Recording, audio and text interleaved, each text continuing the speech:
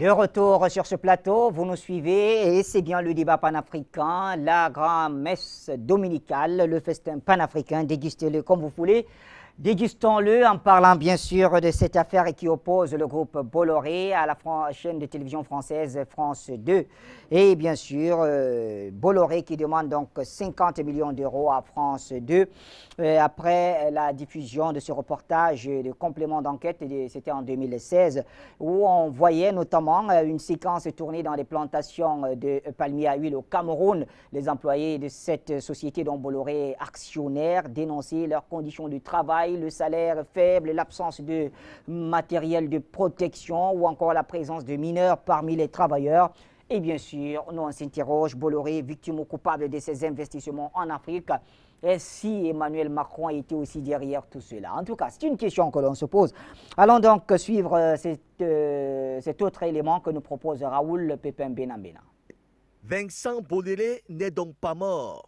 L'homme d'affaires français, malgré le fait qu'il souffle le chaud et le froid d'Afrique, ne désarme pourtant pas. Le multimilliardaire en perte de vitesse s'en prend-il à ses propres compagnons de la télévision publique française, France Télévisions, lesquels ont mis à nu les incongrus des investissements de ce dernier en Afrique, notamment dans un reportage divisé en 2016, où l'on pouvait voir dans certaines séquences tournées dans les plantations de palmiers à huile au Cameroun, outre le malaise des travailleurs, mais pire encore, la présence des mineurs surexploités par ce richissime homme d'affaires français. Ainsi, Vincent Bolloré demande 50 millions d'euros à France Télévisions pour laver un honneur souillé il y a plusieurs années et qui se souille davantage aujourd'hui avec les mauvais services que rendent ces entreprises dans le domaine des chemins de fer. Outre le Cameroun, où la mauvaise qualité du train a tué de nombreux passagers, il y a que le Bénin vient de lui retirer un marché de construction de chemins de fer à cause de la mauvaise qualité du matériel utilisé tel que reconnu par le président Patrice Talon, qui dit d'ailleurs ne pas être satisfait du travail du groupe Bolloré. En clair, voilà un homme d'affaires sans scrupules, le prototype d'un capitaliste sans morale ni sentiment, qui se plaît à la manipulation et qui, malgré de nombreuses pertes en vie humaine, orchestrées par ces entreprises en Afrique, prétend être irréprochable. Car combien de familles en Afrique croupissent dans la misère totale à cause des salaires insensés que leur offre Vincent Bolloré?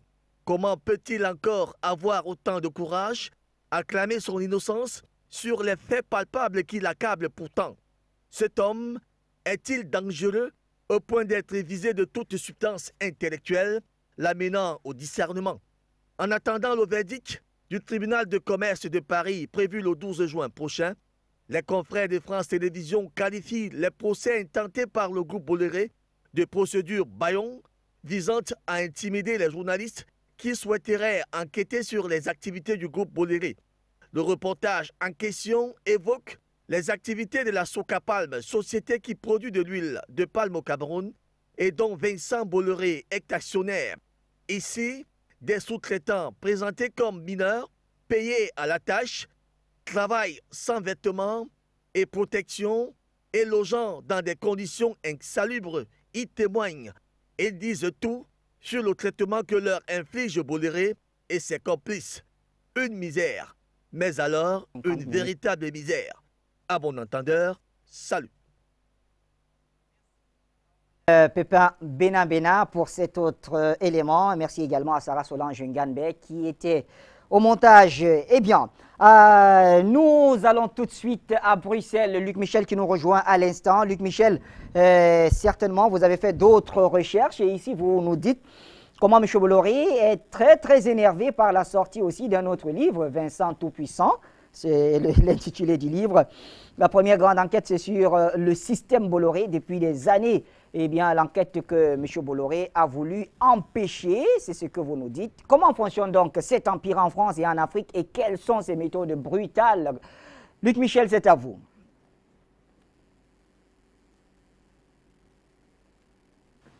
Ce qui se passe avec Vincent Bolloré, c'est évidemment une méthode que je vais expliquer d'intimidation journalistique c'est les modes de fonctionnement du groupe, mais ça arrive surtout à un moment précis, c'est que précisément un grand livre d'enquête qui s'appelle Vincent Tout-Puissant vient de sortir en France.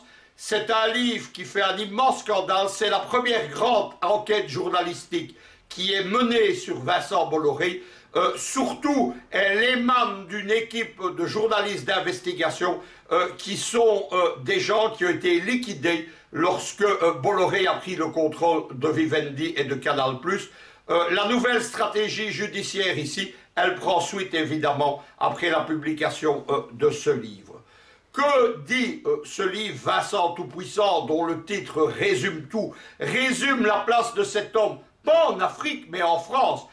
C'est que la puissance de Bolloré, elle repose sur l'argent. L'argent, il permet de corrompre, il permet d'acheter, il permet de casser des gens. Il y a des centaines de cadres dans les entreprises dont s'empare Bolloré. Ils sont liquidés, on paye les indemnités, mais leur vie, dans beaucoup de cas, est finie. Il permet surtout d'intimider. C'est un procédurier. Bolloré, il a des équipes puissantes d'avocats derrière lui. Il intimide les journalistes, non pas comme beaucoup le fait après que sortent les livres ou que sortent les émissions de télévision, mais avant. On en a deux exemples. Le premier, c'est ce livre lui-même, Vincent Tout-Puissant. Les journalistes sont en train d'enquêter. Ils n'ont encore rien publié. Ils envoient parce qu'ils font leur métier. Il y a encore des journalistes qui le font.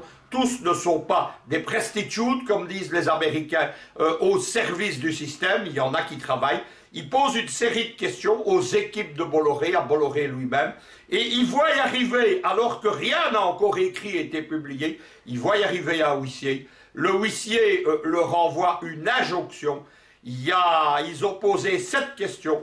Pour chacune des questions, Bolloré réclame 100 000 euros. Je rappelle que 1 euro, c'est 650 francs CFA. 700 000 euros, il s'agit de les intimider, de les empêcher de continuer. Ça ne marchera pas, mais ils l'ont tenté. Et suite à ça, évidemment, énormément de témoins ne répondront pas. Lorsqu'on lit Vincent Tout-Puissant, il y a beaucoup de questions auxquelles le livre répond, mais il y en a infiniment plus auxquelles il ne peut pas répondre parce qu'on ne lui a pas répondu. Autre exemple, il y a quelques années celui-là, c'est le documentaire L'Empire noir de Bolloré sur sa puissance en Afrique. Il croule sous les demandes d'interdiction, de non-passage, etc.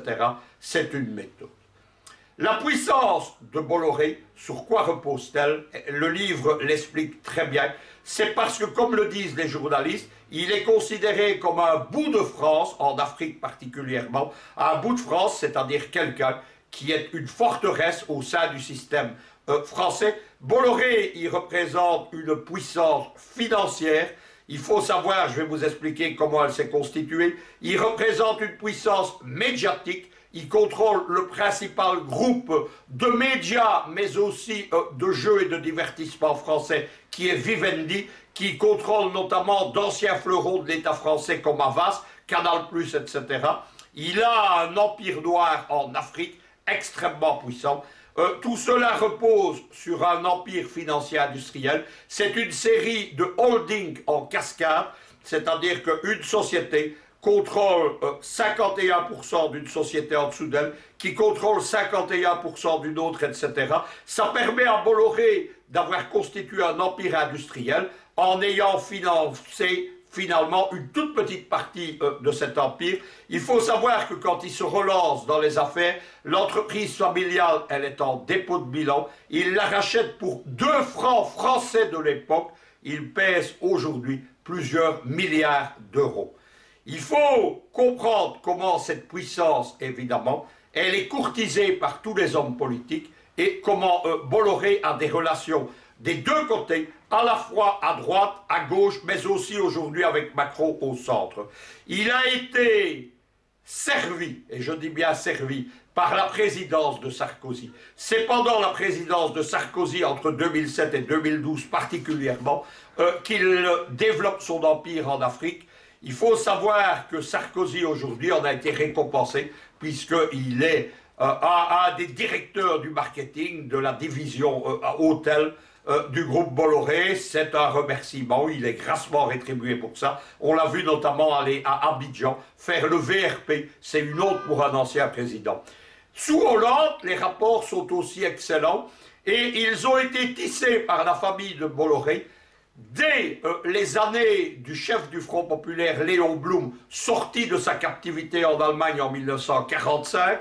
C'est un grand patron ami du chef du Front populaire. Ils ont été excellents avec Mitterrand, parce que Mitterrand, au moment où l'industrie française s'écroule, où le chômage de masse arrive en France, il est content de montrer la réussite de Bolloré. Les rapports seront évidemment excellents sous François Hollande. Sous François Hollande, c'est la présidence Hollande qui permet à Bolloré de s'emparer de Vivendi, et en particulier, parce qu'il ne faut pas vous laisser avoir par ce que racontent les médias de l'OTAN. Vous avez un ministre français, il s'appelle Montebourg, il parle de patriotisme économique, c'est une farce. C'est un des young leaders des réseaux américains de la French American Foundation. Il fait une loi qui donne un avantage, c'est-à-dire que les investisseurs qui ont plus de 2 ans dans une société n'ont pas une voix par action lors des assemblées générales, mais 2. Suite à ça, Bolloré, actionnaire minoritaire, va s'emparer de Vivendi et de Canal+, qu'il va sauvagement épurer, notamment les émissions impertinentes, les Guignols et le Grand Journal. Le Grand Journal a été supprimé. Les Guignols sont aujourd'hui une triste farce au service de Bolloré. Il y a enfin Macron. Le livre ne parle pas encore des années Macron président, mais il parle des années Macron ministre des Finances. Il explique, tout est dit, que Macron est un grand admirateur de Bolloré. Derrière tout ça, il se sert de réseaux. Il y a à gauche les réseaux de la franc-maçonnerie. Ceux-ci, j'ai suivi les débats sur Nicolas Sarkozy, l'affaire libyenne, le Tripoli-Gate. On a mis en cause les relations franc-maçonnes de Sarkozy. Sarkozy n'est pas franc-maçon. Il appartient à d'autres réseaux tout aussi influents, mais donc derrière l'empire Bolloré, il y a les réseaux francs-maçons qui sont derrière Hollande, par exemple, qui sont derrière Macron et Le Drian aujourd'hui. Mais il y a des réseaux encore plus puissants que ceux de la franc-maçonnerie qu'on ignore en Afrique. Ce sont les réseaux de la droite catholique, ce qu'on appelle en Europe la démocratie chrétienne. La démocratie chrétienne, ce sont des réseaux extrêmement puissants, ce sont des partis de gouvernement et ils s'appuient sur la diplomatie du Vatican avec sa géopolitique et sa diplomatie internationale extrêmement puissante. J'ai consacré plusieurs quotidiens géopolitiques là-dessus, à la grande surprise de beaucoup d'Africains. Ces réseaux, qu'est-ce que c'est? Qui sont les dirigeants de cette démocratie chrétienne? Madame Merkel en Allemagne, par exemple. Les partis au pouvoir en Belgique des années 30 jusqu'à 2011. Aujourd'hui, ils partagent le pouvoir avec d'autres, mais ils sont toujours au gouvernement fédéral belge. Jusque l'opération main propre, c'est le parti dirigeant en Italie. Ils contrôlent aujourd'hui le Parlement européen via un grand parti pan-européen qui regroupe tous les partis démocrates chrétiens, qui s'appelle le Parti populaire européen. Ce Parti populaire européen, il contrôle par exemple des partis qui n'ont absolument pas d'allégeance officielle à la démocratie chrétienne, par exemple en France. Ce sont ces réseaux auxquels appartient Sarkozy. Sarkozy, comme Bolloré, il faut le savoir, ce sont des gens, ce sont de grands prédateurs. Dans le cas de Sarkozy, un grand voleur, mais ils vont à la messe toutes les semaines, ces gens-là. Voilà donc la base de cette puissance de Bolloré, c'est que contrairement à d'autres qui s'appuient sur un système de réseau, lui s'appuie sur tous les grands systèmes dominants.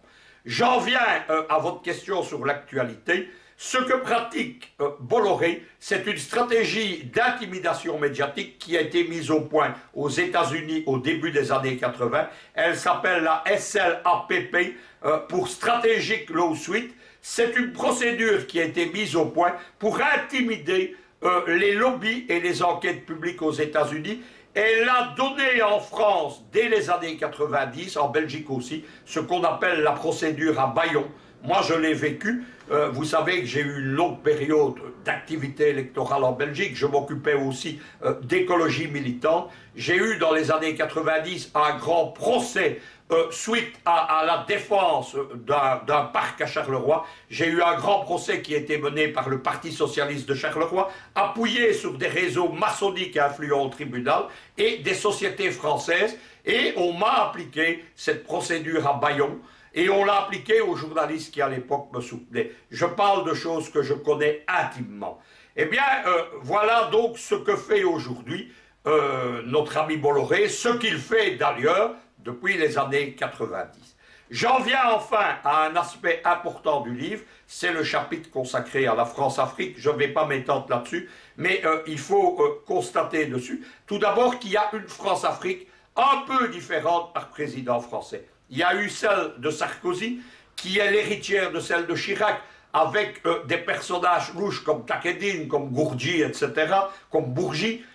Il y a eu la France-Afrique de François Hollande et Le Drian, et il y a aujourd'hui la France-Afrique de Macron et Le Drian, qui a ajouté d'autres réseaux, notamment les réseaux bancaires de la banque Rothschild.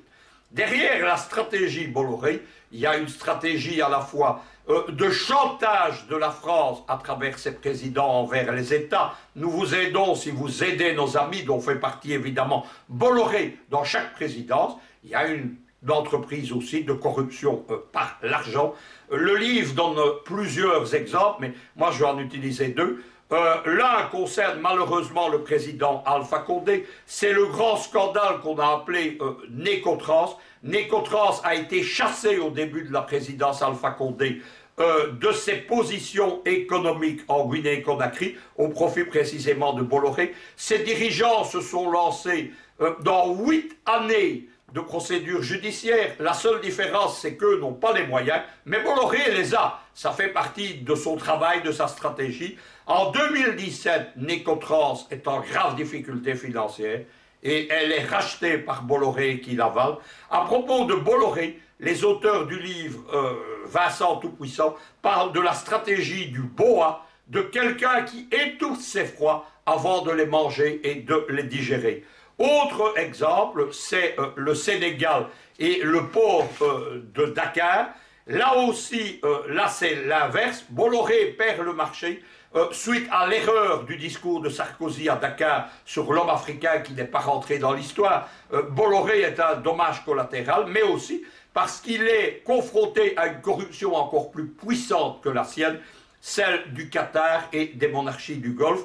Le livre explique comment le président Ouad, à travers son fils Karim Ouad, se laisse corrompre pour donner le marché aux ennemis, évidemment, de Bolloré. Tout cela aura des conséquences sur l'arrivée au pouvoir de Macky Sall. C'est cette stratégie de puissance industrielle du groupe, de tentative de monopole, de corruption par l'argent, d'intimidation par les procès, qui explique l'empire noir de Bolloré. Cet empire noir aujourd'hui, il est heureusement pour les Africains et malheureusement pour Vincent, qui n'est plus tout puissant là-bas, il est contrebalancé par l'arrivée de la puissance chinoise qui envisage d'être la première puissance du XXIe siècle. Merci Luc Michel donc pour cette brillante et longue analyse et très consistante d'ailleurs. Alors, Caillot, je voudrais commencer par vous rapidement, et puis chacun aura 2 minutes s'il vous plaît, compte tenu du temps. Caillot, c'est à vous. Comment est-ce que vous analysez ce bras de fer qui oppose aujourd'hui le groupe Bolloré à la télévision française France 2 dans cette affaire qui concerne d'ailleurs votre pays, le Cameroun? Merci M. Bachir une fois de plus. Je suis véritablement ravi de ce qui se passe par rapport à la situation de ce monsieur, de ce diable qu'on appelle Bolloré. Déjà la dernière fois, on va essayer de ne pas trop utiliser ces expressions, s'il vous plaît. Monsieur Bachir, je suis sous le coup de l'émotion. Ouais. Alors, je rappelle que ça n'engage pas Afrique Média. Non, Neva, ça m'engage la personne Caillou. Ça engage la personne Caillou. Alors, monsieur Bachir, ce que je voulais dire, c'est que déjà la dernière fois, on discutait par rapport, on causait par rapport à ce groupe Bolloré. J'avais fait allusion à l'utilisation irrationnelle de l'homme par l'homme que ce groupe éprouve par rapport à ses employés de tous les côtés. Évidemment, j'avais fait état du cas de la Palmeraie parce que j'ai une personne qui est victime des turpitudes de ce monsieur. Alors, je viens vous dire très simplement que je ne voudrais pas parler longtemps parce qu'il n'y a pas suffisamment de temps, mais je pense pour ma part que cette querelle entre ces personnes qui nous utilisent irrationnellement, qui utilisent l'Afrique irrationnellement, devrait être à notre avantage. Parce que pendant qu'ils sont en train de se bagarrer, je pense pour ma part que si le bon Dieu existait, il devait faire que ce monsieur libère définitivement ce pays. Souvenez-vous, ce même groupe Boléré qui a écrasé des personnes dans ce pays dans l'accident du groupe Camrail. C'est encore ce groupe Boléré qui utilise des gens qui n'ont pas de salaire et qu'on présente partout. C'est ce même groupe Boléré qui se présente comme les donneurs de leçons aux chefs d'État africains. Vous voyez un simple groupe comme ça, qui, parce qu'ils ont tout pris chez les Africains, qui ont une empire inestimable en Afrique, parce que c'est l'unique endroit où ils peuvent se faire des... Mais il faut aussi noter, M. Kayo, qu'ils ne prennent pas parce qu'ils veulent prendre, ils prennent aussi parce que ceux qui dirigent ces pays-là sont d'accord avec eux. Évidemment, ça fait qu'on rentre dans le sujet du pétrole. Je n'ai pas eu l'occasion de dire quelque chose dedans, mais en 2 secondes, je vais vous dire quelque chose. On a beaucoup discuté par rapport à ce sujet, mais je pense pour ma part qu'on n'avait pas touché le point culminant. Le point culminant pour le pétrole de l'Afrique, c'est que nous refusons de dire la vérité. Ce pétrole que vous allez faire des forums pour discuter du prix, est-ce que ce pétrole vous appartient? Je ne pense pas. Les chefs d'État, si je peux le dire, ont eu l'occasion de brader ce pétrole et puis ils vont revendiquer le prix. Comment tu peux brader quelque chose, tu peux vendre quelque chose et après, pendant que tu penses que tu avais fait un mauvais marché, au lieu de penser déjà à annuler les contrats qui avaient été déjà faits, tu penses plutôt au prix. Je pense pour ma part qu'il fallait commencer par là. Il faut que nos chefs d'État prennent l'initiative de contacter des spécialistes quand ils veulent prendre des décisions qui engagent le peuple. Là, on revient encore au problème de gouvernant et gouverné. Si le gouvernant ne prend pas en compte la volonté du gouverné, on vivra toujours de cela. Mais rentrant dans le cas de Boléré, par exemple, je pense pour ma part que pendant qu'ils sont en train de se bagarrer, puisqu'ils discutent dans leurs différents milieux pour les postes, et peut-être d'autres intérêts occultes sont cachés derrière, je ne souhaiterais pas que ça nous engage parce que je souhaite plutôt que pendant qu'ils sont en train de se bagarrer, qu'à l'issue de cette situation, que Boléré perde tous ses parts de marché en Afrique et puis qu'enfin on soit libéré de cette situation. Je vous rappelle que la situation de nos chefs d'État jusqu'à l'heure actuelle, la situation de nos contrats jusqu'à l'heure actuelle, ça rentre dans le système colonial. Mais on refuse de croire. Nos dirigeants jusqu'aujourd'hui, qui refusent de comprendre que les choses ont évolué et qu'ils devraient s'accommoder désormais à la nouvelle donne, sont des gens au vrai sens des colons à la peau noire. Ils continuent l'œuvre du colon. Et nous tentons de croire qu'ils ne sont pas des colons justement parce qu'ils ont seulement la peau noire. Leurs actes frisent toujours les actes coloniaux. Merci Kayo, que dis-je, voilà, pour votre intervention. On monte rapidement N'Djamena, Kamalo Salif Tourabi. Nous parlons donc du bras de fer entre le groupe Bolloré et la chaîne télévision France 2. Il faut aussi noter qu'à côté de ce qu'a fait Bolloré, il y a que la chaîne publique a aussi porté plainte et réclame 100 millions d'euros. Comment est-ce qu'on peut expliquer ça?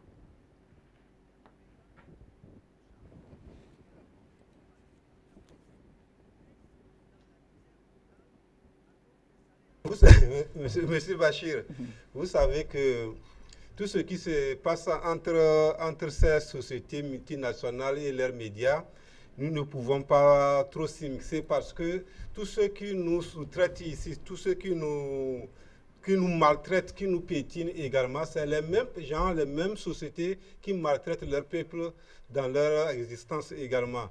C'est justement ça, il faut comprendre qu'à un moment donné de la vie d'un individu ou d'une société qui s'est permise de gagner tout le bonheur de la terre, il se croit un demi-dieu. Bolloré avec toutes ses installations, Bolloré avec toutes ses pratiques, se croit permis que c'est permis d'utiliser ou de maltraiter également les êtres humains dans ce sens. Tout simplement également, il faut comprendre avec les sommes faramineuses, parce que le fait que la chaîne de la télévision nationale française aurait fait un reportage sur les conditions de travail des frères africains qui sont sur le terrain, Bolloré n'était pas content. Et maintenant, il demande de dommagements et intérêts à hauteur de 50 millions d'euros. Mais c'est l'escroquerie pire. C'est l'escroquerie dont nous vivons également sur nos territoires. C'est aussi ça, cette coopération de ces multinationales que vous voyez aujourd'hui. Le cas du Bénin, vous avez vu, les rails qui devaient relier le Cotonou-Niamey. Et Bolloré, dans un premier temps, a pris le marché et également, au lieu qu'ils fournissent le matériau de construction d'une facture de qualité meilleure, il est allé ramasser également les rails déjà utilisés pour faire tuer également les Africains du Bénin et du Niger et dans l'ensemble même des Ouest africains, comme ils l'ont déjà fait au Cameroun. Voilà un peu l'imaginaire populaire de cet individu qui n'a même pas un sens d'âme. Donc voilà pour moi tout ce qui se joue au niveau de leurs médias et au niveau de leur société multinationale. Bolloré, c'est la France. La chaîne de télévision nationale, c'est la France. Entre eux, il y a un jeu qui est en train de se jouer. C'est parce que peut-être quelqu'un veut de l'argent, détourner de l'argent de l'autre et ils sont en train de se bagarrer. Donc à eux leur bagarre, à nous également de regarder comment est-ce que nous pouvons préserver et sauvegarder également nos chances et la main-d'œuvre que nous avons fournie également, faire en sorte qu'aujourd'hui, que cela puisse être réglementé. Si aujourd'hui Bolloré utilise les frères américains et les frères camerounais, la main-d'œuvre américaine et camerounaise, pardon, pour l'exploitation des palmiers à huile également, il est de nature que le gouvernement camerounais puisse quand même mettre les conditions claires de la main-d'œuvre camerounaise pour que Bolloré s'arrange et se conforme aux règles de la loi camerounaise, pour que le citoyen camerounais qui fait ce travail puisse bénéficier et puisse avoir des garanties de travail également, parce qu'il ne va pas quand même terminer sa vie dans les plantations de palmiers à huile. Voilà un peu ma lecture de la situation.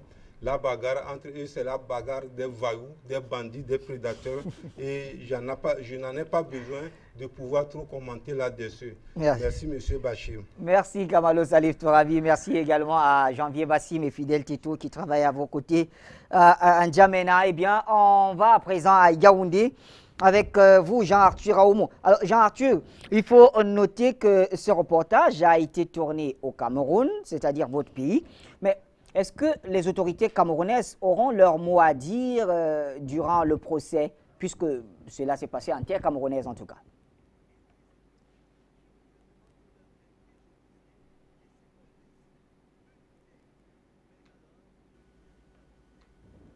Ce qu'il faut déjà retenir est que les autorités camerounaises, avant d'intervenir, comme vous avez posé la question, il faut qu'on sache que l'écrasante majorité de l'intelligentsia africaine et l'intelligentsia politique, dans son écrasante majorité, avait contribué et a approuvé la même mise de l'oligarchie occidentale sur les secteurs stratégiques des économies africaines.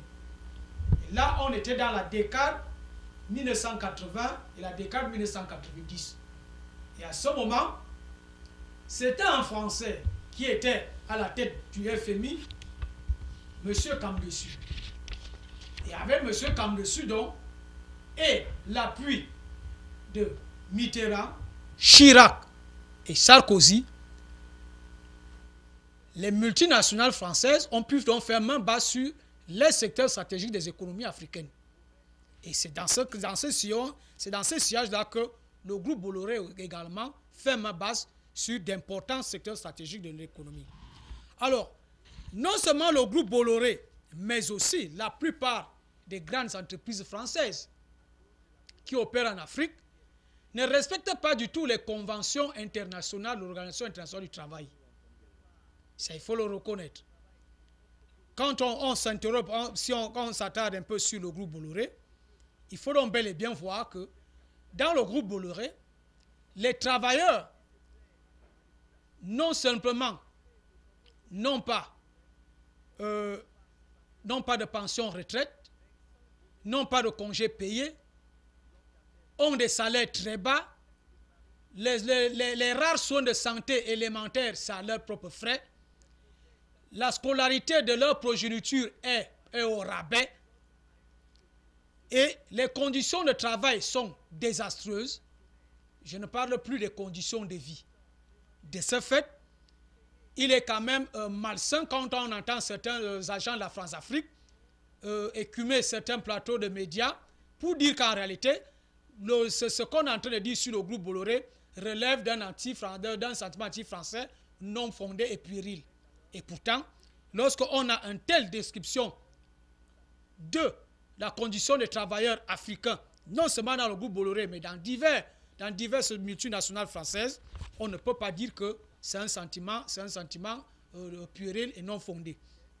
Et là, effectivement, le groupe Bolloré a réussi à avoir une partie importante des avocats, des juges, des médias, des hommes politiques à son service ou jouant le rôle de complice dans ses activités de prédation.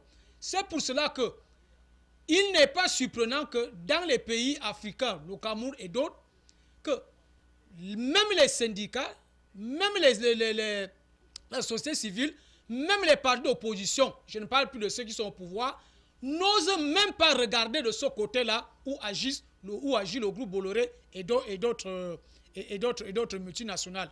Parce qu'ils sont des mèches. Pour la plupart des cas. Et même, je ne voudrais pas dire l'écrasante majorité des cas, ils sont des mèches. Et donc, c'est pour cela donc, que mon frère Bachir, les gouvernants en place ont donc du mal, parce qu'un même prix, dans la contradiction des liens de la France-Afrique, dont nous demandons chaque jour ici qu'on les remette purement et simplement en cause, et que ceux qui veulent postuler à l'exécutif des pays africains, posent sur la table le fait de résilier tous les accords de suggestion néocoloniale qu'on appelle très improprement accords de coopération franco-camerounaise. C'est à cause de cela. Et on voit donc que plusieurs chefs d'État africains sont liés par cela. Et si donc ceux qui prétendent les remplacer ou qui crient tous les matins à tenance et ne posent pas sur la table ces problèmes donc des accords de suggestion néocoloniale, ces privatisations implémentées et orchestrées par le FMI et la Banque mondiale avec l'écrasante majorité de l'intelligence politique et intellectuelle africaine et avec des avocats, une bonne partie des avocats, des juges, des médias et des hommes politiques et des hommes syndicaux qui sont acquis à des groupes, à des multinationales françaises et au groupe Bolloré, vous voyez bel et bien que les chefs d'État ont du mal à pouvoir réagir. Par contre, cette attaque juridique de Bolloré contre France 2, en réalité, vise soit à plier France 2 aux intérêts de M. Bolloré, soit M. Bolloré liquide France 2 parce qu'il n'a pas pu faire une OPA sur France 2. Parce que son but, c'est de faire une OPA sur France 2. Et il semble trouver cette occasion très bonne pour lui. Ça, c'est une première chose par rapport à ce fameux procès contre France 2. Donc, c'est le prétexte de ce documentaire, ce n'est qu'un prétexte. Il sait très bien que ce qui a été relevé par ce reportage-là est vrai. Il n'ignore rien. Tous ceux qui sont autour de lui le savent très bien. Il n'y a pas que dans ces plantations-là, dans presque toutes ces entreprises, c'est un traitement négrier et esclavagiste. Dans cette affaire contre France 2 également, et aussi un affrontement subtil, un affrontement voilé entre Sarkozy et Macron, parce que Bolloré a été un puissant soutien à Sarkozy. Et il ne veut pas résilier son soutien à Sarkozy dans la mesure où Sarkozy a une bonne presse auprès du groupe médiatique contrôlé par Bolloré.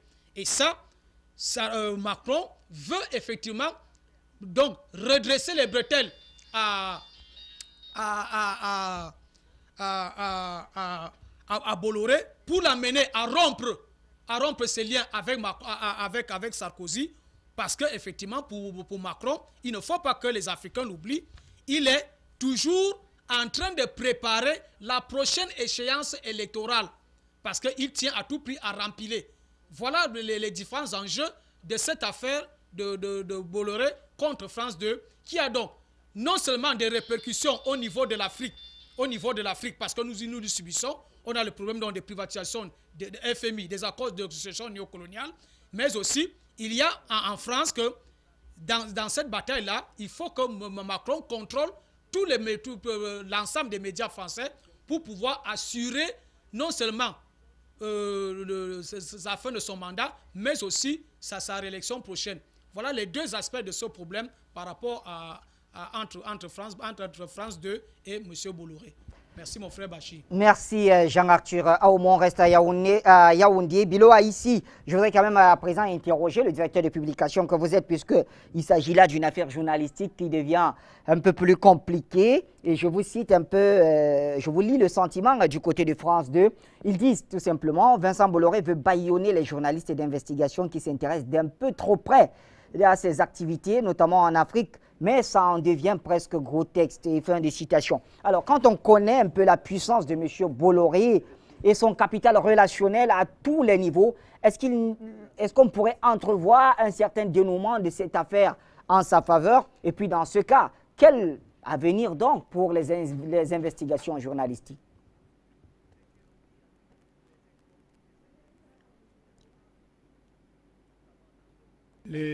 Bachir, les investigations journalistiques tiendront le coup dès que la presse, par exemple, les médias au Cameroun seront financés.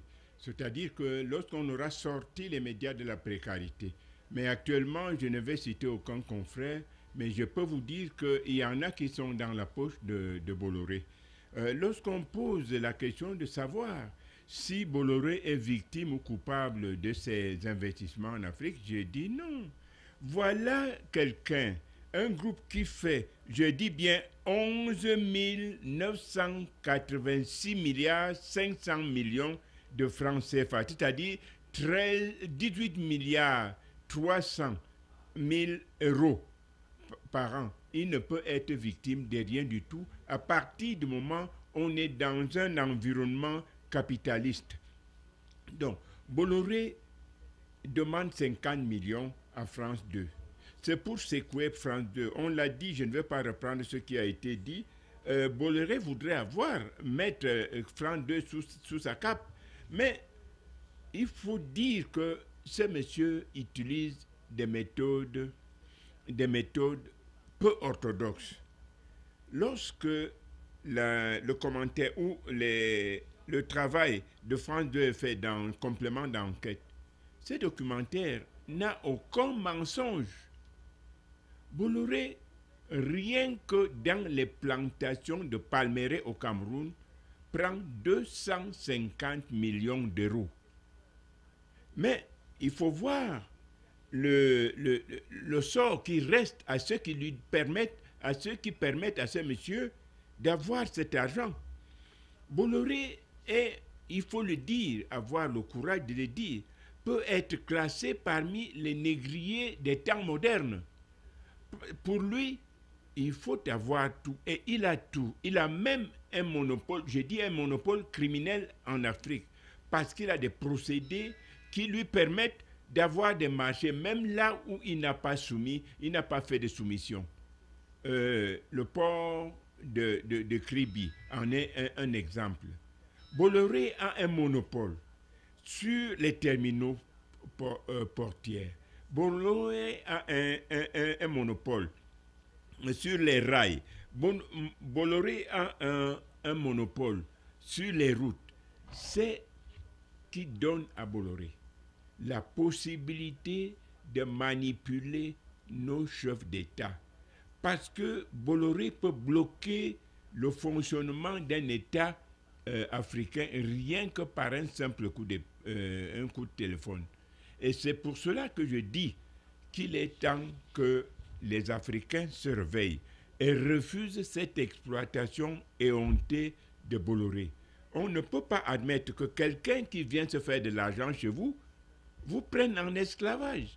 C'est-à-dire que la richesse est chez vous, mais c'est celui qui vient la prendre qui vous réduit en esclavage. Bolloré a cette particularité. Par exemple, il peut lui arriver pour un responsable de louer son hôtel 1 an. Le responsable peut y aller sans aucun souci. Et à partir de ces combines-là, Bolloré devient l'ami, entre guillemets, de ce responsable, mais devient ipso facto l'ennemi du peuple de ce responsable. C'est pour cela que je dis que Bolloré vise presque tous les responsables de nos pays. Aujourd'hui, le travail qui est fait sur le net pour ceux qui font le journalisme d'investigation. Vous pouvez voir qu'aujourd'hui sur le net, tous les pseudos ou les présumés actionnaires des néo ou d'autres machins camerounais sont sur le net. Et lorsque vous vérifiez, vous vous rendez compte que ce n'est pas possible. Vous avez des listes, des listings de comptes bancaires qui sont balancés avec les contenus de ce compte. Aucune banque ne peut accepter de mettre sur la place publique les données de ses clients. Autrement dit, les banques mourraient. Donc, c'est un travail de manipulation et qui permet aujourd'hui à Bolloré de nous exploiter. Donc, Bolloré ne peut pas être victime. Il est plutôt l'auteur des crimes qui sont commis dans le continent. Parce qu'on a laissé à Bolloré la place, on lui a donné un monopole qui lui permet de tout faire quand il veut, comme il veut. La preuve, vous avez vu au Bénin, le président Talon a dit non. C'est la première fois. Et je dis merci au président béninois. Parce que si ça commence par là, les autres pourront comprendre qu'on peut dire non à Bolloré sans être débarqué de son poste de président ou de directeur général d'une entreprise. Et aujourd'hui, l'Afrique s'achemine coûte que vaille vers son indépendance. Mais cette indépendance ne peut être concrète que si on dit non à toutes les espèces qui ressemblent à Bolloré. Merci Biloa Aïssi. On revient sur ce plateau central. Simo, la parole est à vous. Merci Bachir. Je voudrais déjà dire que l'esclavage a changé seulement de stratégie. Parce qu'avant, on prenait les nègres pour amener en Europe, les mettre dans les plantations. Maintenant, on crée les plantations sur place et on les utilise comme des esclaves. Et c'est terminé, ni vu ni connu. Malheureusement, pour nous, et ça, c'est pas seulement Bolloré, toutes les sociétés qui sont en Afrique, qui relèvent de l'Occident, pratiquent la même chose que Bolloré. Bolloré n'est que celui qui a prouvé sa voracité par rapport à ses dessins machiavéliques qu'il doit appliquer en Afrique. Parce que quand on parle de Bolloré, ils ne sont pas seuls. Plusieurs sociétés, on ne parle pas des Libanais, des Grecs, tout ça, ils font pareil. Donc il faudrait simplement que désormais qu'on fasse très très attention à cette forme de recolonisation de l'Afrique. Parce que c'est ça qui c'est la recolonisation qui en marche. Les gens sont en train de vouloir par tous les moyens faire main basse sur toute la richesse de l'Afrique. Et pour ce faire, il faut créer des zones d'esclaves où on met des esclaves en place, on ne les paye pas, on les maltraite comme on veut. Et comme il n'y a aucun gouvernement qui est regardant, on s'en fout. On regarde, on dit, il faut maintenant, c'est à nous, panafricanistes convaincus, de mettre en place des systèmes pour commencer à chasser, je dis bien chasser, pas négocier, chasser. Libanais, tous ces Grecs, tous ces messieurs-là, les chasser l'Afrique. Si on le temps qu'on ne l'a pas fait, on va passer tout le temps à ouvrir des débats. Les gens qui sont au pouvoir, ils ne vont pas suivre le peuple dans les actes qu'on veut poser. Et les gens vont continuer à utiliser, à utiliser leurs esclaves. Et on va en pâtir. Les gens vont être logés comme on les voit là, dans des plantations que je connais très bien. Quand Bolloré raconte que c'est des histoires, j'ai vécu, je connais tout ce qui s'est passé. Il y a un monsieur qui avait... qui faisait les poissons à côté d'une histoire comme ça, en Kappa. Mais Bolloré a envoyé les produits chimiques dans cette histoire, ça a détruit complètement. Je sais de quoi je parle. Ils sont allés au tribunal, mais je ne peux pas vous dire ce qui s'est passé au tribunal. Bon, c'est un autre détail. Mais je voulais seulement que les gens sachent que ce qui se dit sur Bolloré, ça se dit pour toutes les sociétés qui sont en Afrique, qui pratiquent l'esclavage jusqu'à aujourd'hui. Ils ont modernisé l'esclavage. À nous de savoir mettre un terme à cette histoire. C'est tout. Et Bachir, tu vas me permettre de donner une information parce que je suis ici à plusieurs titres. Je suis le porte-parole du Conseil panafricain des autorités traditionnelles et coutumières. Tous les rois d'Afrique vont se retrouver aux États-Unis en juillet. Parce qu'il y a les afro-descendants, nos frères de la diaspora qui ont demandé à tous les rois de venir leur parler de la tradition africaine. Et si ce fait en juillet, on sera aux États-Unis, à New York particulièrement, où on va faire des forums pendant 3 jours. Et après, on va se retrouver aux Nations Unies. C'est les rois qui ont décidé. Je ne sais pas encore les thèmes, mais on aura le temps d'en parler. Très bien. Et je voudrais attirer seulement l'attention de tous les rois africains qui sachent que l'Afrique est debout et qu'eux aussi ils seront mis dans le train de ce panafricanisme pour ensemble aller dans la direction de la libération de l'Afrique. Merci, Monsieur Simo. Bonsoir Bachir. La corruption des organisations de la société civile et des médias par Bolloré est une réalité. Croyez-moi, j'ai fait mon stage académique au département communication de Camrail et à l'époque, Camrail n'avait pas de direction de la communication, mais juste un département à la tête duquel se trouvait Dieudonné Gaïbaï à Yaoundé. Alors, je voyais comment ça se passait. Les directeurs de publication venaient prendre de l'argent.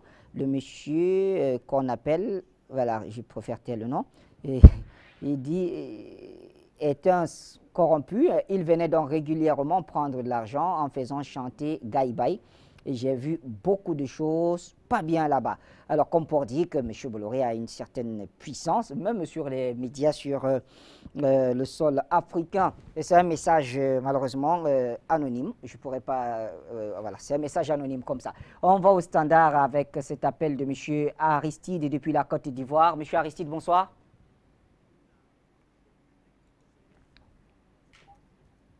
Allô? Oui, allô, bonsoir Bachir. Bonsoir Aristide. Je voudrais saluer tout le panel. Ouais.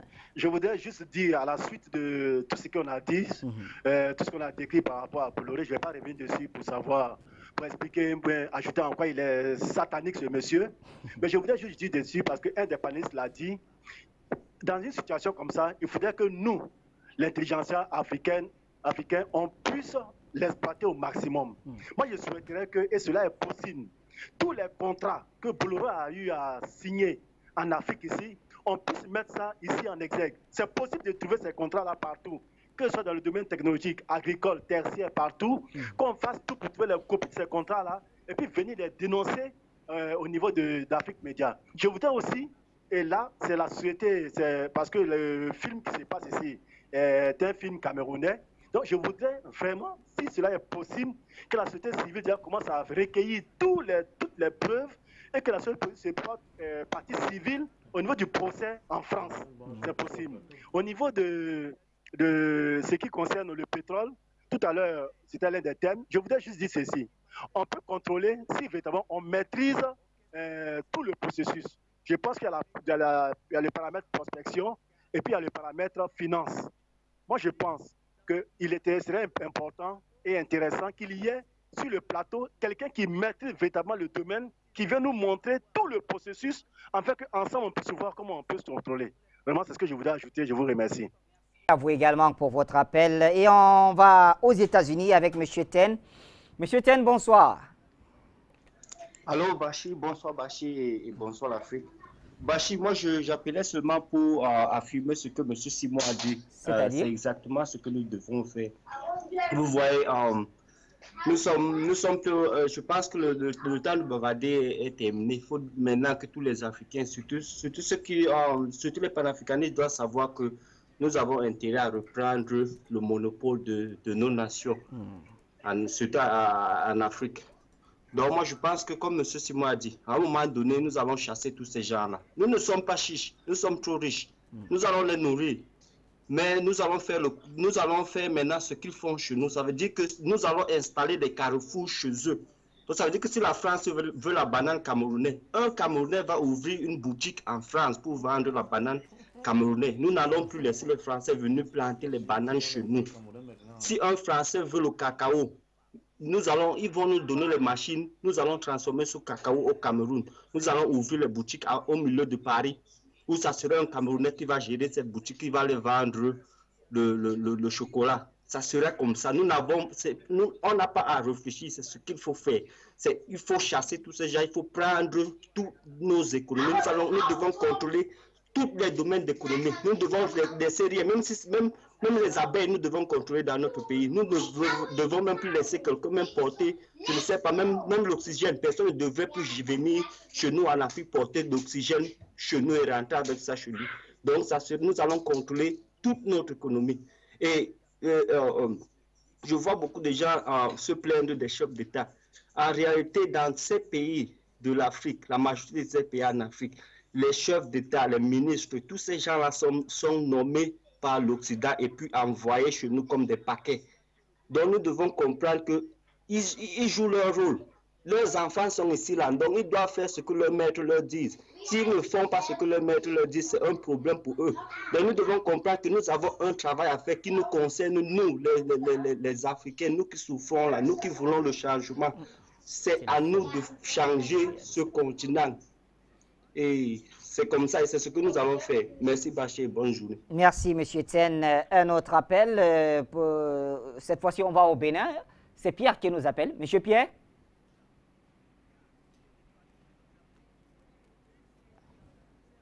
D'accord, celui du Bénin, on l'a perdu. Et on va donc au Ghana. Pasteur Soir, bonsoir.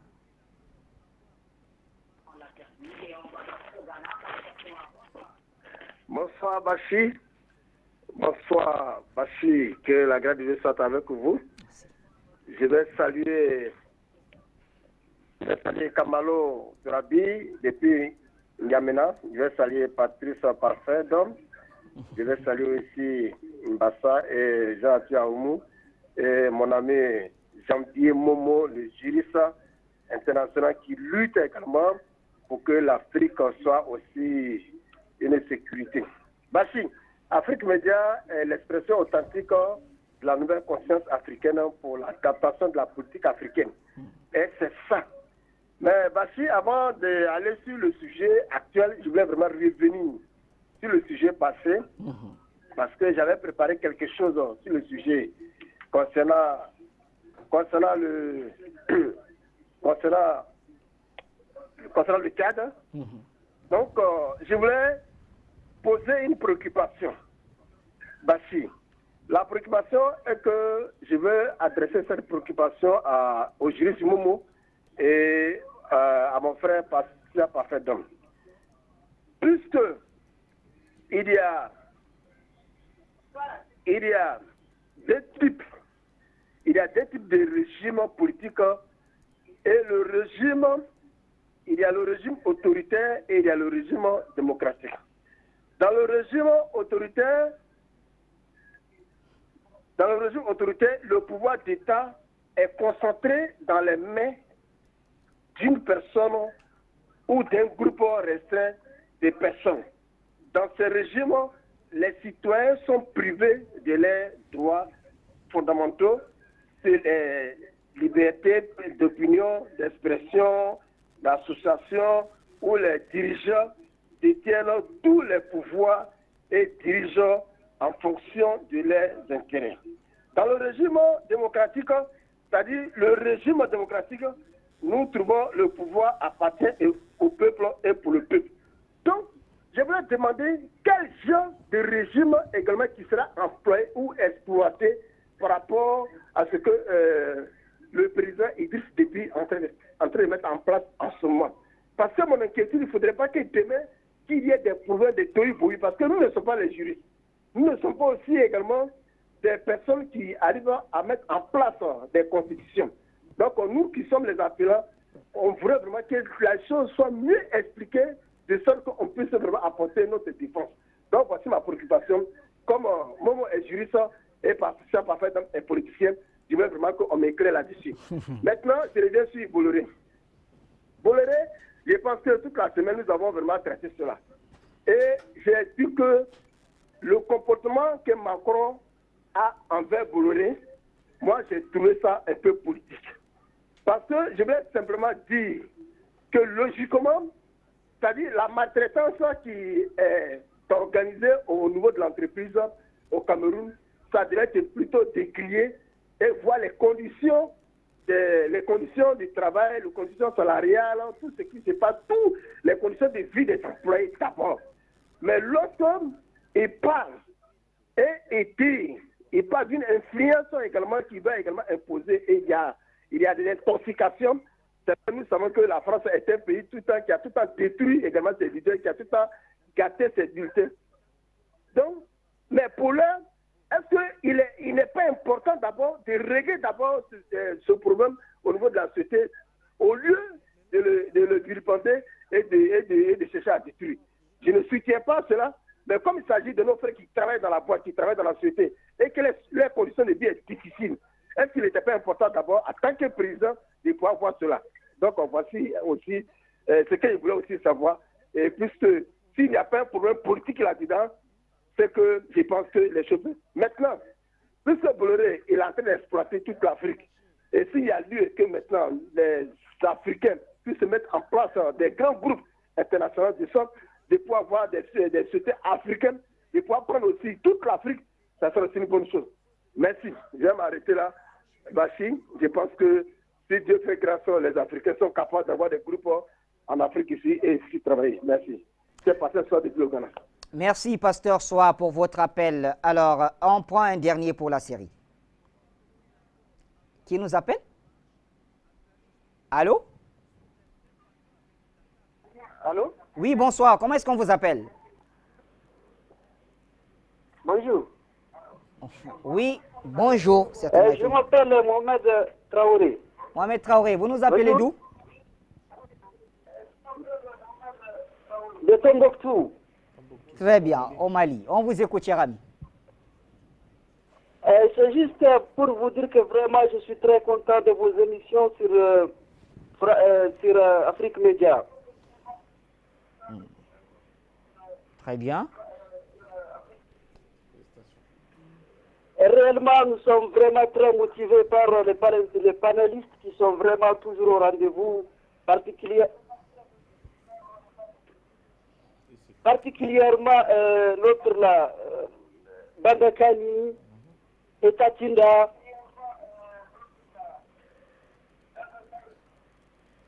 Tatinda, je vous salue vraiment, je suis très content de vous voir actuellement sur l'écran. Parce que vraiment, actuellement, là où on est vraiment émerveillé par votre chaîne.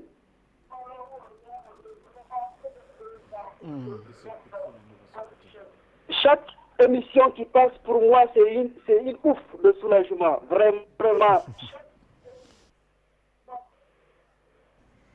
Très bien. Il me manque même vraiment pour vous montrer de quoi moi je suis vraiment ravi d'écouter vraiment des panafricanistes qui sont motivés vraiment à donner l'information qu'il fallait pour faire sortir la jeunesse, surtout la jeunesse, parce qu'il y a beaucoup de choses qui ont échappé à la jeunesse africaine. Merci, cher ami Mohamed Traoré, pour votre appel depuis Tombouctou. Et quand on prononce ce nom, on sait ce que vaut la ville de Tombouctou pour l'histoire africaine, pour la civilisation africaine. Merci en tout cas pour votre appel. Ça nous fait toujours plaisir de savoir qu'au-delà de Gao, Kidal, Bamako, il y a aussi beaucoup qui nous suivent à Tombouctou et c'est au Mali. Lunis Foga, vous avez la parole. Bachi, quand on parle de Bolloré, on parle là des anthropophages. C'est-à-dire que des individus qui ont décidé de décimer l'Afrique, de dépecer l'Afrique. C'est de ça qu'il est question. Et cette question sur Bolloré devrait nous interpeller, Bachir. Parce qu'il s'agit là d'un duo entre Nicolas Sarkozy et Vincent Bolloré contre Emmanuel Macron. Je vais vous expliquer pourquoi.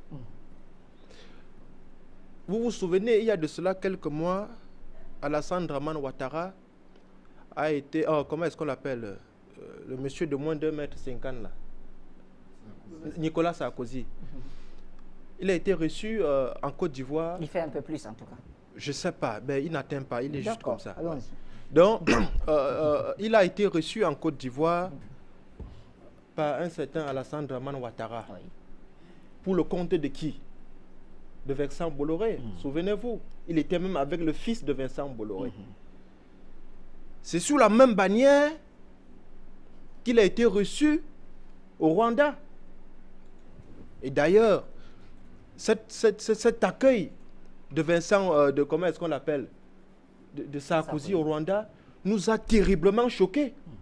Ça a heurté les Africains. Écoutez, c'est le gros paradoxe qu'on a avec nos dirigeants, malheureusement. Voilà. Donc, on passe dessus. Donc, tout ceci pour vous dire que ce monsieur de Vincent Bolloré travaille en parfaite collaboration avec ce nain qu'on appelle Nicolas Sarkozy. Et il avait un projet, il a un projet qui est de revenir On ne peut pas le nier. Il a des ambitions politiques, c'est vrai. Maintenant, qu'est-ce qu'il faut faire? Il faut l'écarter. Macron met une stratégie en place. C'est pour ça, moi, je vous ai dit au départ que cette affaire entre Kadhafi et comment est-ce qu'on l'appelle, et Nicolas Sarkozy ne sentait pas bon pour moi. Parce que c'est une affaire entre les Français. Ils veulent se bouffer entre eux. Il s'agit de ça. Mais maintenant, nous pouvons tirer profit de ça.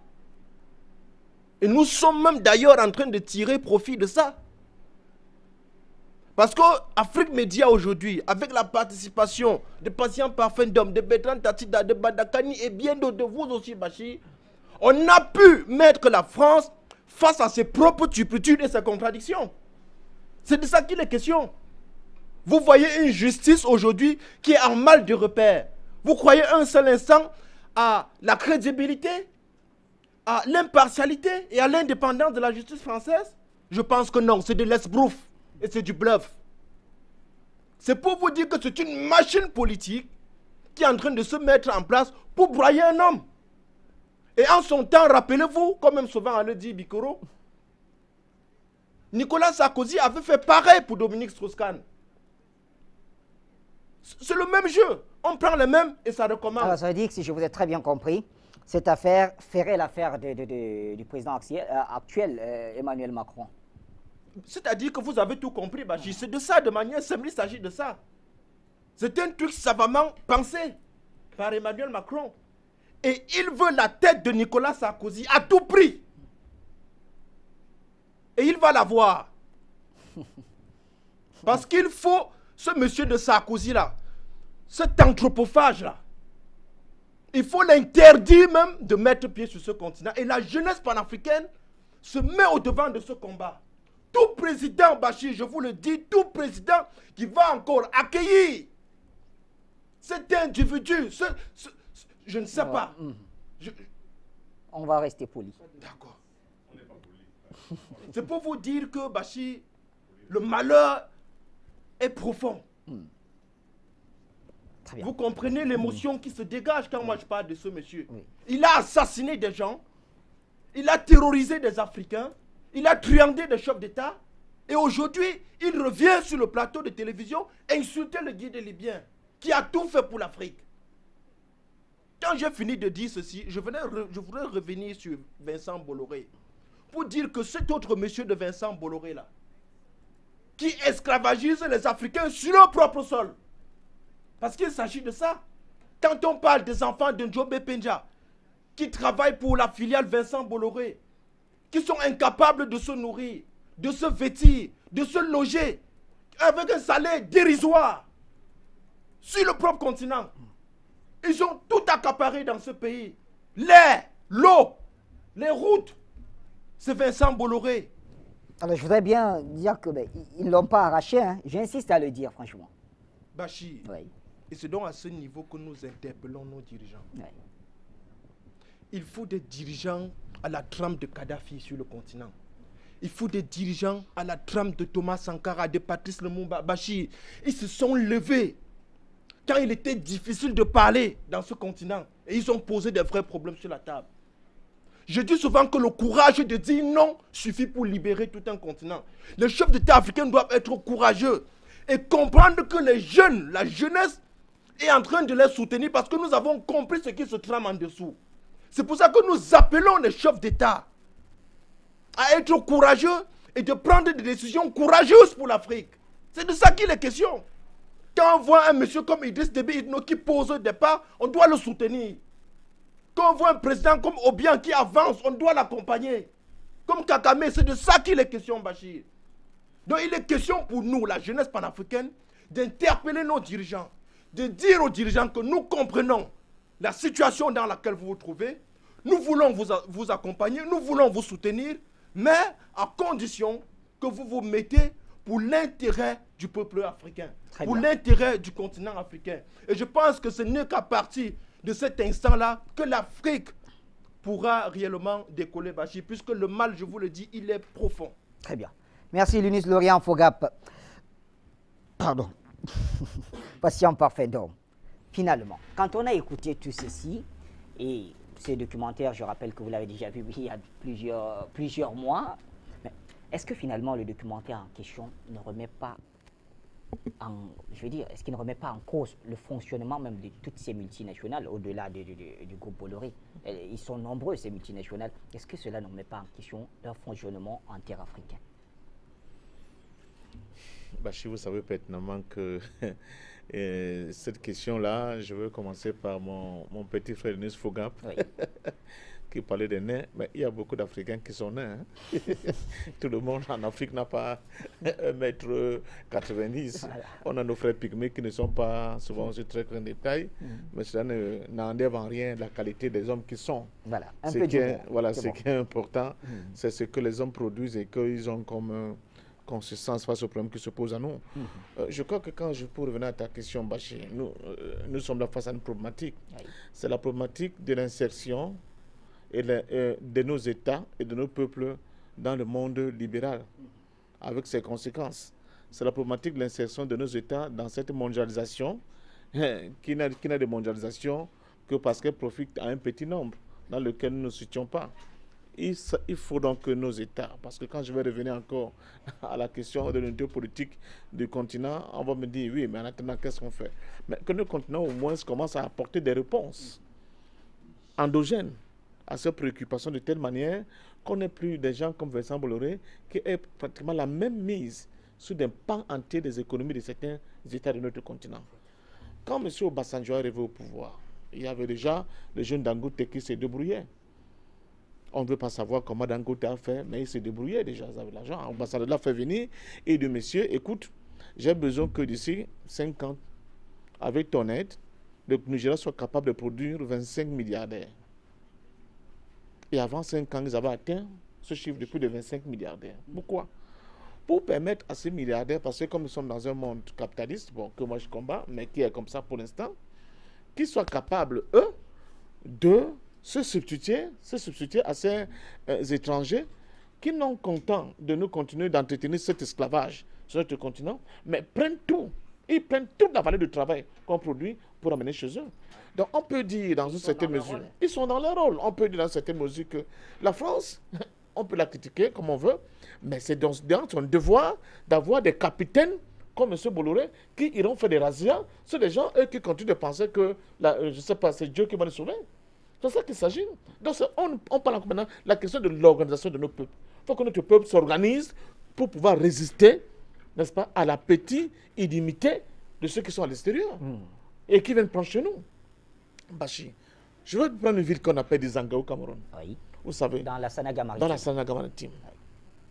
Presque depuis la fin des années 30, à Dizanga, un monsieur est parti de l'Indochine, un Français, qu'on appelait Chamout, parce qu'il voyait déjà prendre à l'horizon la défaite française. La France allait perdre, n'est-ce pas, le Vietnam. Il est venu s'installer, il avait anticipé, je ne sais pas, dans cette zone qu'on appelle Dizanga. Il a créé une grande plantation de VA. Après, il a commencé à planter un peu de palmier à huile. Les conditions de travail de ces gens-là, dans cette ville de Dizanga, n'ont pas changé jusqu'au jour d'aujourd'hui. Oui. Les conditions de travail, ils vivent pire que les esclaves, ces gens-là. N'ont pas changé jusqu'au jour d'aujourd'hui. On peut donc voilà, se poser la question. Et nos États, ils font quoi?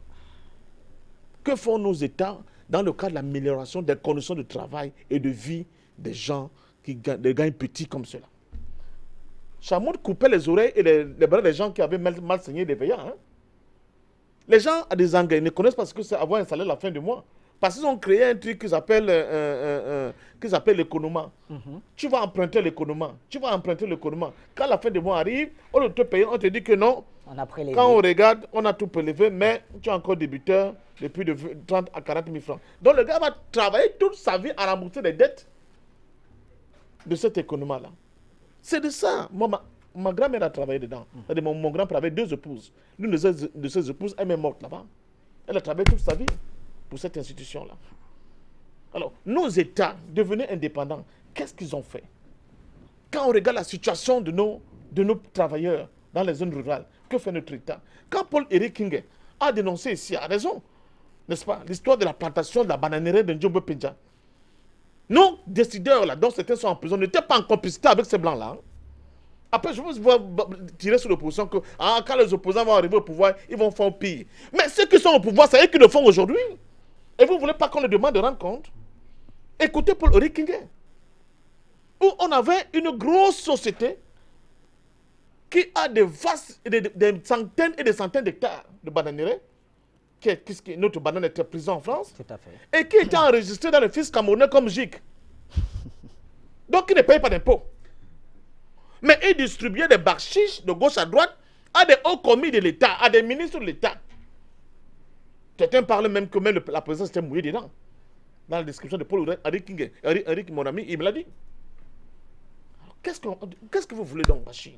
Après, vous allez dire que oui, on vous ne défendait pas, vous en avez contre les chefs d'État. Mais regardez la situation. Nous ne voyons pas la face, Bachi.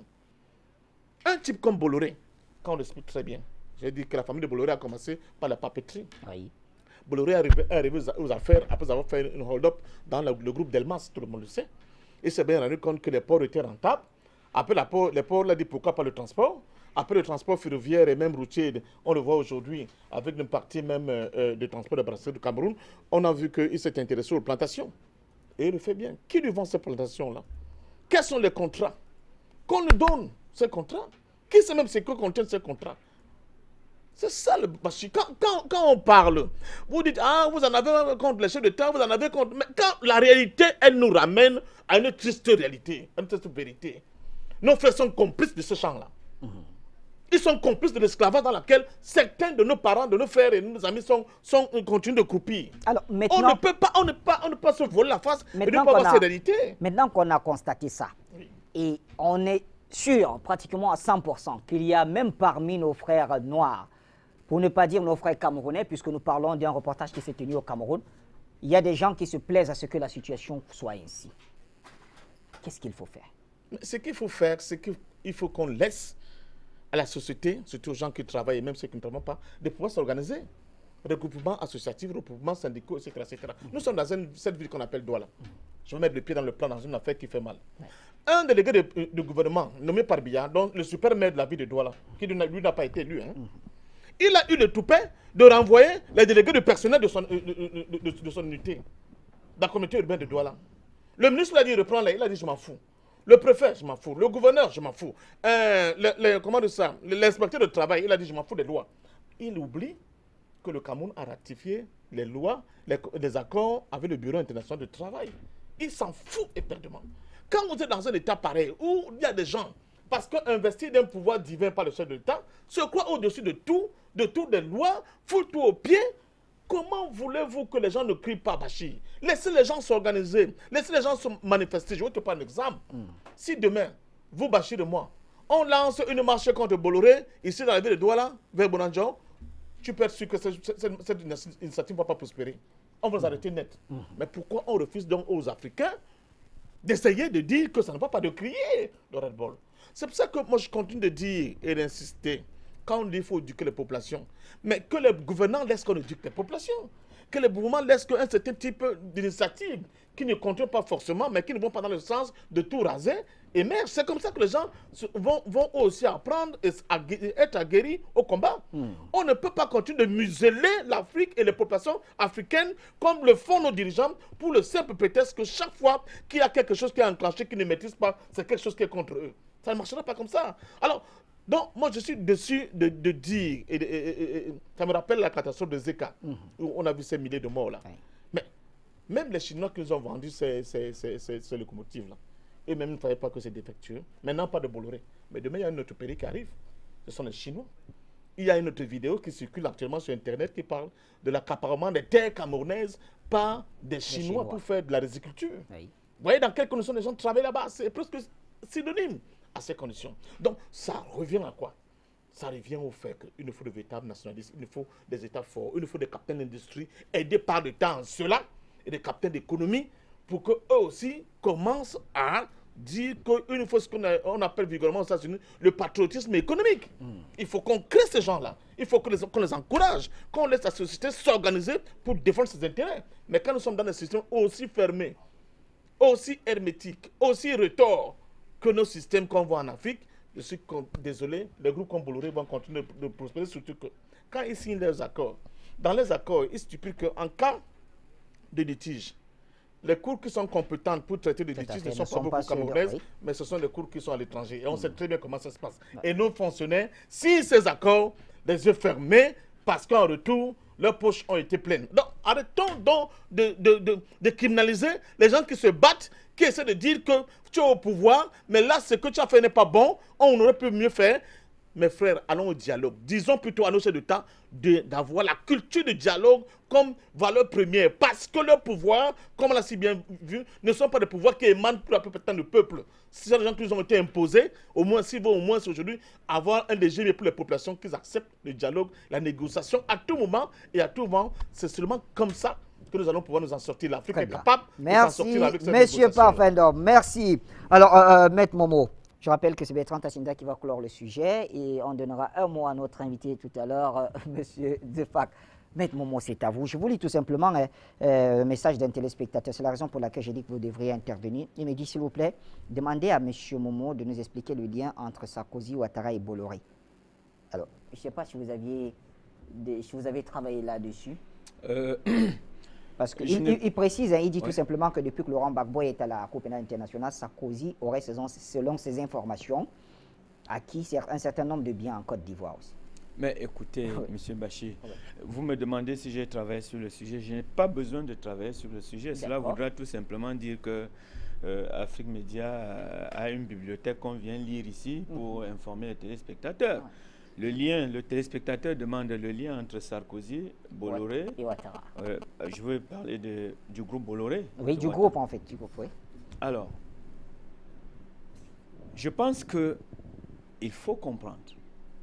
Premièrement, lorsque Sarkozy est élu en 2007, il prend ses congés de campagne après la campagne. Vous savez comment il a pris ses congés? Il est allé où? Il est allé en mer avec quoi? Avec un yacht de Vincent Bolloré. C'est de notoriété. Ouais. Alors, il faut comprendre, et comprendre simplement que, comme nous, le pouvoir public ne protège pas suffisamment les entreprises citoyennes, alors, d'autres États, les États impérialistes, considèrent leurs entreprises hors métropole comme des excroissances de l'État. Donc, ces entreprises bénéficient de toute la protection. Vous avez vu comment, sous l'ère Sarkozy, certains contrats coloniaux ont été reconduits en Afrique. Vincent Bolloré, le groupe Bolloré, on l'appelle, certains Français que nous connaissons, l'appellent la toile Bolloré, parce que c'est une toile d'araignée qui englobe presque toute l'Afrique, au niveau des ports, au niveau des entreprises agricoles, dans presque tous les secteurs de l'économie. Monsieur Bachir, lorsque vous avez un État comme la France, qui négocie même les contrats à la place de ces multinationales, parce que vous me demandez d'établir la relation, mais cette relation, elle est là. C'est l'État qui négocie pour ces entreprises hors métropole certains contrats. L'ancien directeur du port, paix à son âme, il est décédé. Il avait suffi tout simplement que M. Vincent Bolloré arrive au Cameroun, qui rencontre le président. Du port autonome de Douala. Oui, l'ancien port autonome de Douala, M. Etunji Oyono, paix à son âme, pour qu'à 17h, il soit débarqué, juste parce qu'il y avait un contentieux avec Vincent Bolloré. Il faudrait que nous prenions la mesure de la chose. Alors, lorsque vous présentez ce documentaire réalisé par France 2, M. Bachir, je voudrais poser une seule question. La concession de la SOCAPAM a-t-elle un cahier de charges? Et s'il y a un cahier de charges, est-ce que ce cahier de charges protège suffisamment les nationaux, ces enfants que nous regardons travailler? On les germinalise au sens des 1000 zola du terme. Est-ce qu'il y a un cahier de charges? S'il y a un cahier de charges, est-ce qu'il y a des organismes qui sont à mesure de contrôler l'application effective de ce cahier de charges? Voilà autant de questions. D'où vient-il que des entreprises de souveraineté se retrouvent entre les mains des expatriés? Une autre question. Vous comprenez, l'État français négocie les contrats pour ces multinationales. Voilà pourquoi sur le plan juridique, nous parlons des contrats léoniens, c'est-à-dire des contrats qui n'ont rien à voir avec la logique. C'est en réalité des documents qui vous permettent de venir arracher. Alors, suivant donc cette logique qui est peut-être illogique, ça veut dire que si l'État français, par exemple, négocie des contrats avec d'autres États pour ces multinationales, avec nos États. Alors, ça veut dire que la logique voudrait aussi que nos États nous protègent. C'est ça? C'est la logique. Mais ce n'est pas fait. Mais ce n'est pas fait. Qu'est-ce qu'il faut faire? Ce procès. Et du coup, est-ce que vous ne trouvez pas que ça donne maintenant aussi un peu de champ, j'allais dire, à ceux que nous décrions, d'avoir un échappatoire? Mais attendez, ça donne le temps à l'exagération. Ce qui se passe là, c'est de l'exagération. Et qui nous est préjudiciable. Nous ne pouvons pas accepter que l'esclavagisme des temps modernes s'installe dans notre pays à travers des entreprises multinationales étrangères. Nous ne pouvons pas tolérer cela. Donc, la responsabilité première, c'est à nous de revoir l'ensemble de nos pratiques lors de la signature des contrats. Et lorsque nous constatons sur le terrain que des événements pareils sont en train de se dérouler, qu'on sanctionne, qui est un mécanisme immédiat de sanction. Et la sanction suprême du non-respect du cahier de charges, c'est la résiliation du contrat de concession. Pure et simple. Malheureusement, ce n'est pas ce qui se fait. Malheureusement, ce n'est pas ce qui se fait. Si l'on s'en tient seulement à ce qui s'est passé à la catastrophe des ECA dont parlait Patient Parfendom, je crois que jusqu'à date, il y a des personnes qui ne savent même pas comment on fait pour indemniser. Mais c'est dramatique. Donc nous gérons tout simplement les conséquences, on ne prévoit rien. Mais attendez, la société civile africaine ne va pas tolérer le plus longtemps possible. Ceux qui ne peuvent pas sanctionner seront sanctionnés. Et on sait à quel moment sanctionner. Très bien. Le principe est clair. Quand vous regardez, on demande 50 millions de dommages et intérêts. À quoi ça intéresse cet enfant qui travaille, qui ramasse les noix, avec des écharges, les mains nues? Ce procès concerne en quoi ce garçon? Autant intervenir, au lieu de nous perdre dans ce procès, autant intervenir directement, d'améliorer les conditions de vie de ces enfants. Ils ont besoin de ça pour continuer à travailler. Que nous ne venez pas nous parler de 50 millions d'euros, 100 millions d'euros, c'est de la chimère pour eux. Donc, M. Bachir, la responsabilité aussi nous échoit, mais que ces multinationales ne continuent pas à croire qu'ils sont en terrain conquis. La nouvelle Afrique ne va pas se faire avec ce genre de comportement. Très bien. Bertrand Tachinda. Disons que tout a été dit sur le sujet. Il va sans dire que M. Bolloré perdra le procès. C'est-à-dire qu'il n'y a même pas, il y a pas d'enjeu. Il sait qu'il perdra, on va le débouter, ça sera même une honte. Et puis les journalistes vont s'en donner en cœur joie.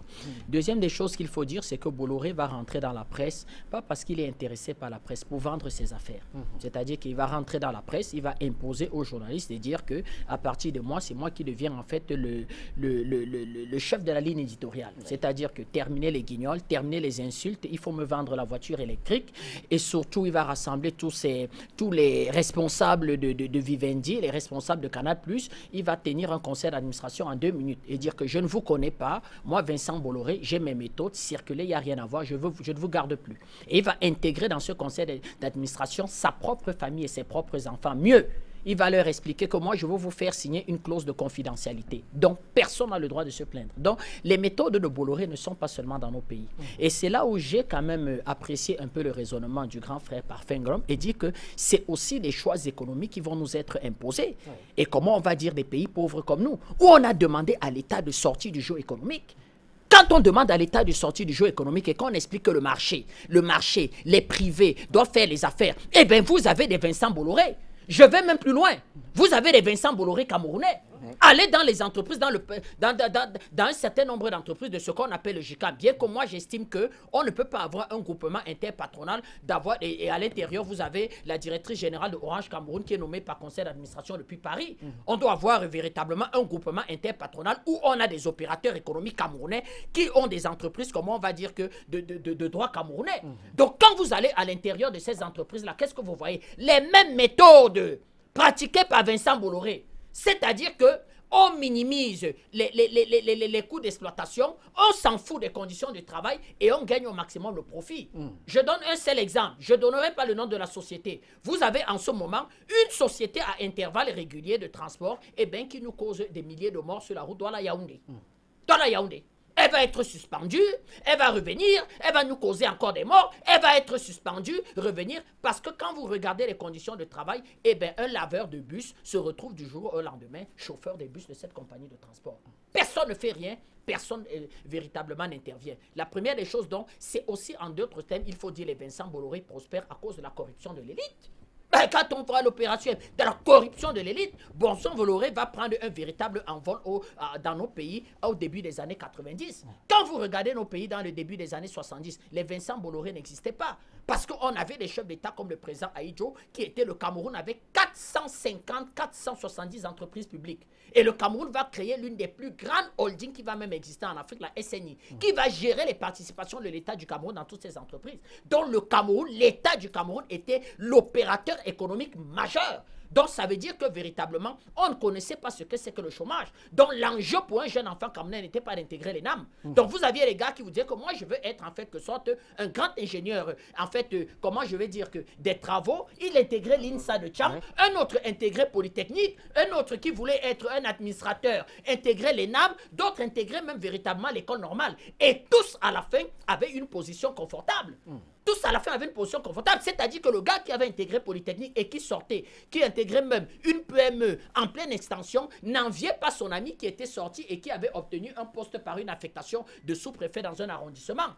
Mais à partir du moment où, effectivement, le pacte colonial, le Fonds monétaire international, les puissances impérialistes vont venir nous tordre le cou en expliquant qu'il faut privatiser toutes ces choses, il faut vous désengager. Ce n'est pas possible. Un État ne fait pas dans l'hôtellerie, un État ne fait pas dans le transport, un État ne fait pas. Eh bien, quand l'État va se désengager, eh bien, le Fonds monétaire international, les Candesus, les Lagarde vont porter les Vincent Bolloré soutenus aussi par les présidents français et ils vont venir récupérer les pans. Vous voulez que Vincent Bolloré achète des paires de gants à un jeune de 10 ans pour monter sur les palmeraies? Pourquoi, M. Bachir? Pourquoi il achèterait les gants?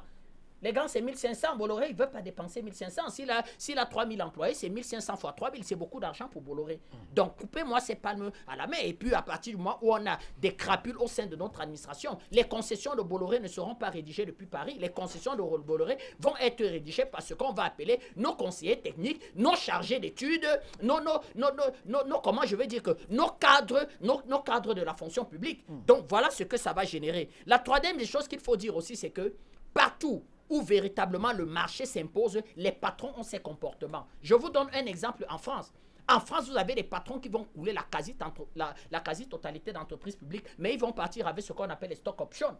C'est-à-dire que les patrons d'entreprises, entre eux, se copent et se tiennent la main et les comportements sont les mêmes partout. Donc, des Vincent Bolloré au Cameroun, il en existe aussi des Vincent Bolloré en France. La troisième des choses qu'il faut dire véritablement, c'est avoir également les chefs d'État, effectivement, qui ne sont pas liés à ce que je vais appeler l'ultralibéralisme. C'est une des raisons aussi pour lesquelles le président, M. Parfin donc, va expliquer pourquoi on va porter Ouattara. C'est-à-dire qu'à partir du moment où il faut, en fait, donner la part belle à des gens comme des Bolloré, il faut mettre donc à la tête des États des présidents, c'est-à-dire qu'ils sont adeptes de l'ultralibéralisme, c'est-à-dire même les frontières, on ne veut plus. On veut que l'Afrique soit un continent. Venez gagner de l'argent, soit un pays, venez gagner de l'argent et les Alassane Ouattara représentaient véritablement le prototype ayant été moulu et grandi et construit au sein de la Banque mondiale et du Fonds monétaire international. Enfin, je termine parce qu'il n'y a pas beaucoup de temps pour dire véritablement il faut créer des capitaines d'industrie camerounais. Mais sauf qu'on va commettre une erreur. On va essayer de les créer, mais dans un cadre purement partisan, c'est-à-dire politique. Donc, vous allez constater que la quasi-totalité des industriels camerounais, des hommes d'affaires camerounais, appartiennent à un parti politique. Or, il faut véritablement que le Cameroun génère ce qu'on va appeler ses industriels, et ces industriels à partir d'un savoir-faire et à partir véritablement d'une envie et d'un besoin de vendre le Cameroun. Voilà un peu comment on peut contrecarrer des gens comme les Vincent Bolloré. Mais si on n'a pas ce patriotisme, ce réveil national, ces présidents, et remettre l'État au centre de l'activité économique, au centre, c'est-à-dire que l'État doit être le premier investisseur et le premier opérateur économique, eh bien, on n'aura que nos yeux pour pleurer pour les Vincent Bolloré, parce qu'en termes de chiffre d'affaires, il a largement le budget du Cameroun. Donc, même créer une rébellion, l'armée, attaquer un État, Vincent Bolloré en a les moyens. Et surtout, il sera soutenu politiquement par l'Élysée. Très bien. Merci Bertrand Tachinda. Alors, Zefak, je crois que notre bibliothèque, elle avance. Et pas puisque nous sortons par là. Oui, Bachir, j'aimerais vraiment commencer par dire merci à ma famille, à mon épouse Claudia, ma fille Adora et à Kwanti et Kwesi. J'aimerais dire bonjour au groupe L'Envolée à Montréal, qui est un groupe qui m'a soutenu dans ce projet, bien qu'Afrique Média soit à la source. Donc, nous appelons tous les Camerounais, tous ceux qui sont dans la ville de Tchang, à aller lire. La bibliothèque se trouve à 2 km environ du groupe ou de la station Bokom, en sortant de la ville en allant vers Douala. Donc, la bibliothèque, elle est gratuite. Nous espérons que les lecteurs nous donneront des suggestions pour que la bibliothèque puisse avancer. Nous espérons que toute personne de bonne volonté pourra y participer, parce que oui, elle coûte, mais présentement, nous ne demandons aucune somme pour affiliation. Donc, nous souhaitons que ce soit collectif, que tout le monde puisse y participer pour que la bibliothèque puisse avancer. Et pour nourrir les différentes activités, la GEPA et d'autres groupes utiliseront la salle que nous avons à disposition pour 0 francs par mois pour pouvoir avoir plus d'activités et que les gens puissent découvrir la bibliothèque. Et nous espérons que toute personne pourra contacter au besoin Afrique Média pour faire des dons de livres ou des dons de toute nature pour que l'Afrique avance dans ce panafricanisme. Merci Zefak. Une grande salle d'ailleurs qui servira également de salle de conférence. Et il l'a mis à la disposition des panafricanistes. C'est un grand travail. Parfait Dôme, nous sortons. Non, d'abord pour féliciter Zefak pour ce travail important. Oui. Et je lui promets quand même 1 ou 2 livres. D'accord. C'est ma contribution pour faire avancer la bibliothèque. Et pour dire quand même que ce livre que j'ai présenté, j'ai oublié de vous dire le nom de l'auteur, c'est M. Yaguin Tom Daniel. C'est un médecin neuropsychiatre qui vit en Angola. Et il m'a promis qu'il y aura la version française. C'était un clin d'œil à tous nos téléspectateurs de langue portugaise qui écoutent Afrique Média depuis ce pays. Voilà. Merci donc à tous, messieurs, que vous soyez à N'Djamena, à Yaoundé, à Bruxelles, à Sochi ou même sur ce plateau central. Techniciens, panélistes, journalistes ou n'importe qui d'autre, merci à vous. Votre contribution fait avancer le continent africain. Afrique Média vous dit merci et je vous dis que le monde c'est nous. Bonsoir.